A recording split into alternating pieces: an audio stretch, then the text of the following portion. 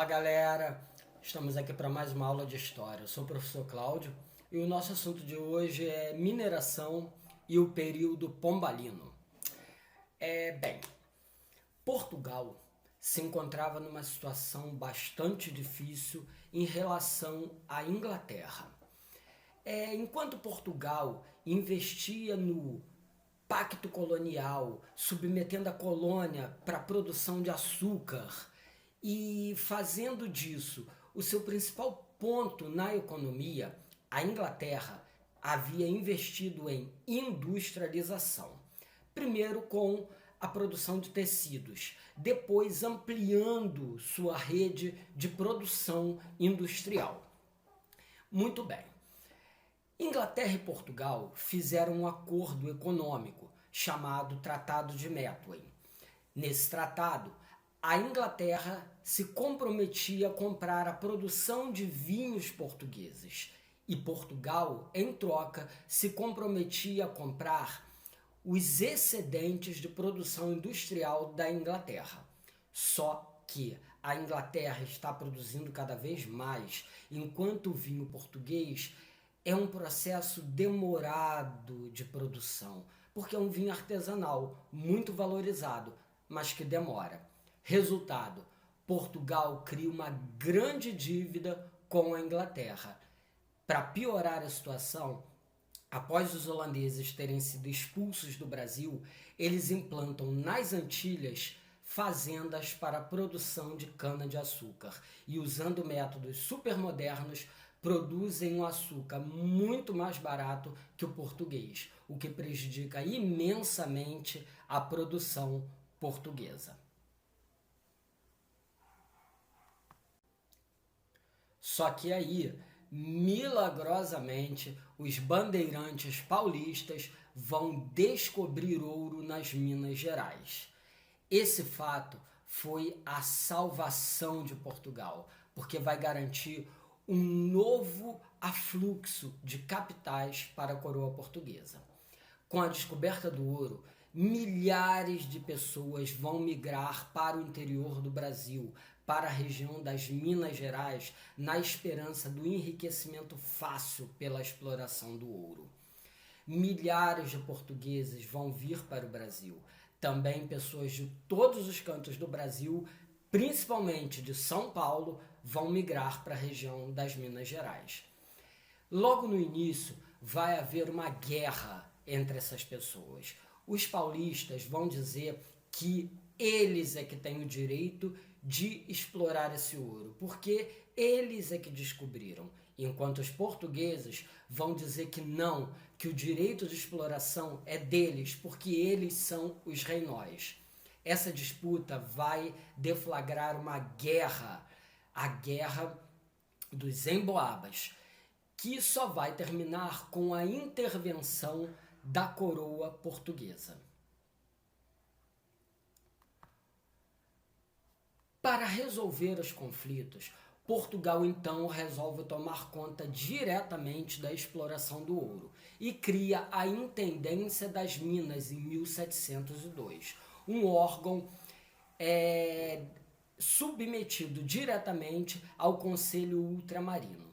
Assim, Portugal definia que quem descobrisse uma área com ouro deveria comunicar imediatamente ao órgão competente. A coroa portuguesa, então, dividiria a área em 4, chamadas datas. Uma delas pertenceria a quem descobriu, que escolheria qual ele iria querer. A outra pertenceria à coroa portuguesa, seria leiloada. E as outras 2 seriam sorteadas para que todos tivessem chance de explorar o ouro. Mas somente estariam no meio dos sorteados aqueles que tivessem condições de montar uma empresa para a exploração do ouro, ou seja, os ricos senhores de escravos.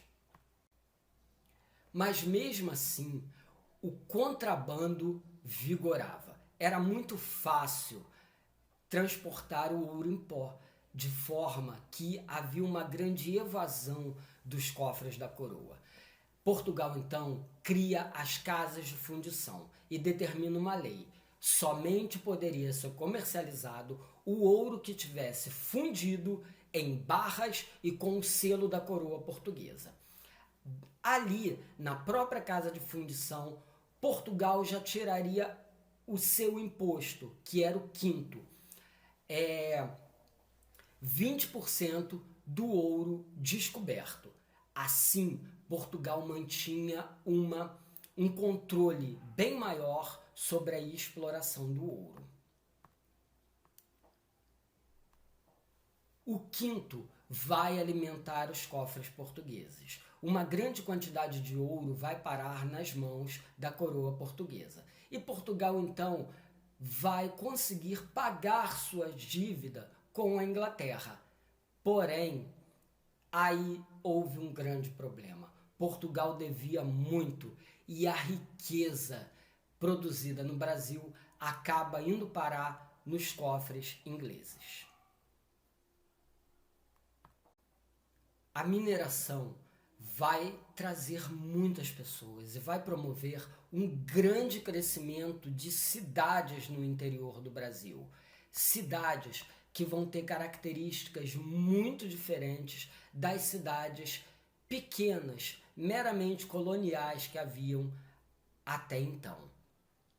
A sociedade mineradora, então, se estrutura. No topo dessa sociedade, você vai ter os ricos comerciantes e donos de minas.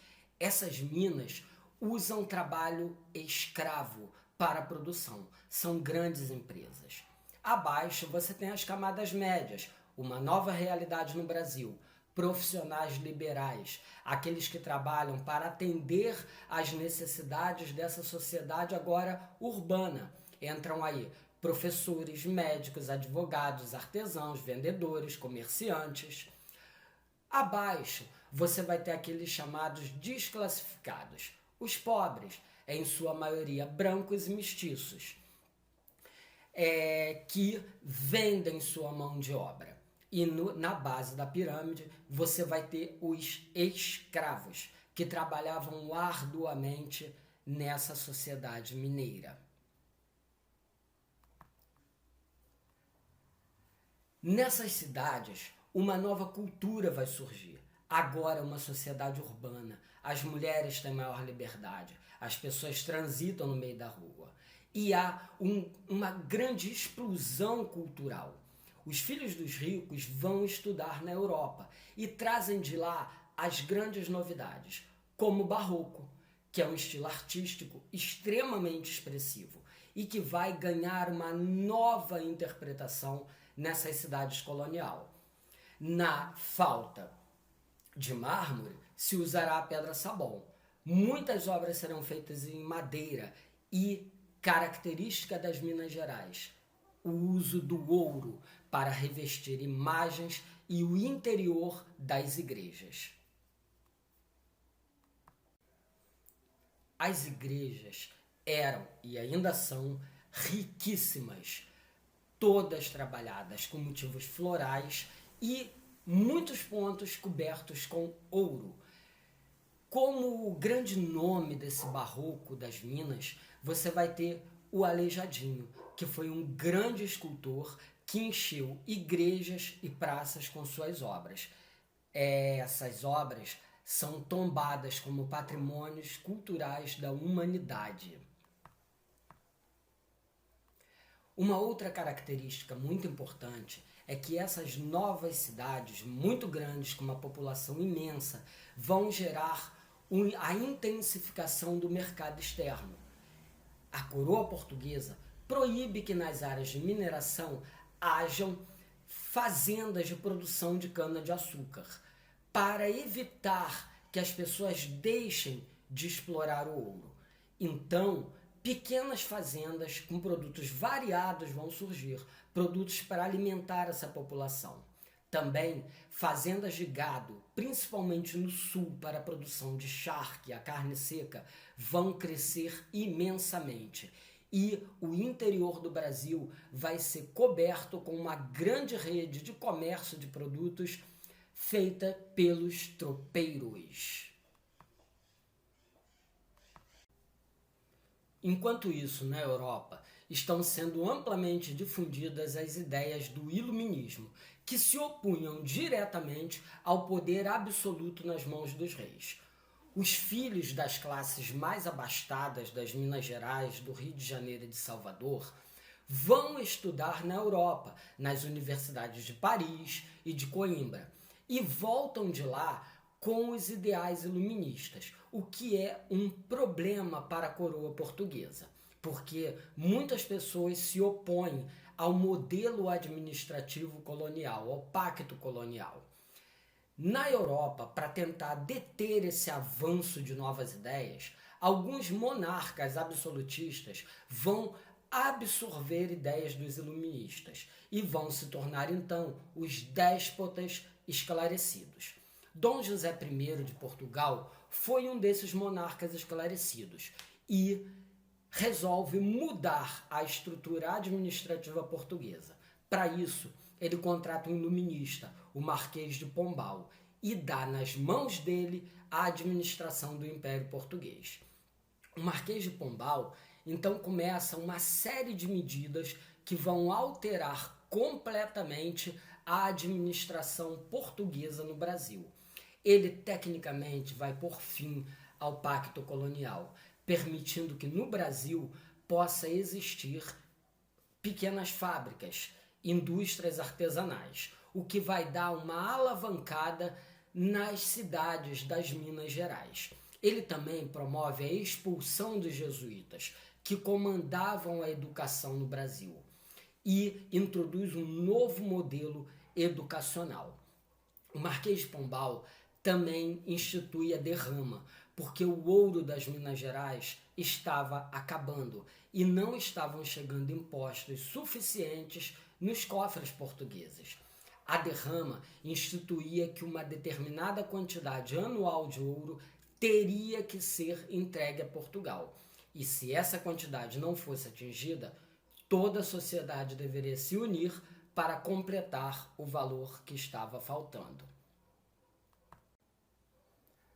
Mas o rei de Portugal morre e assume o trono a rainha Dona Maria, chamada a Louca, a mesma que vai ser a mãe do príncipe regente Dom João. Ela demite o Marquês de Pombal e volta atrás em muitas medidas que Pombal havia tomado em relação ao Brasil. Ela volta ao pacto colonial e, através do alvará de 1785, proíbe as manufaturas, as pequenas indústrias no Brasil. Esse evento vai abalar profundamente a economia nas Minas Gerais. E daí um movimento vai surgir, que vai explodir com a Inconfidência Mineira. Bom, galera, esse foi nosso assunto de hoje. Espero que tenham gostado e até a próxima!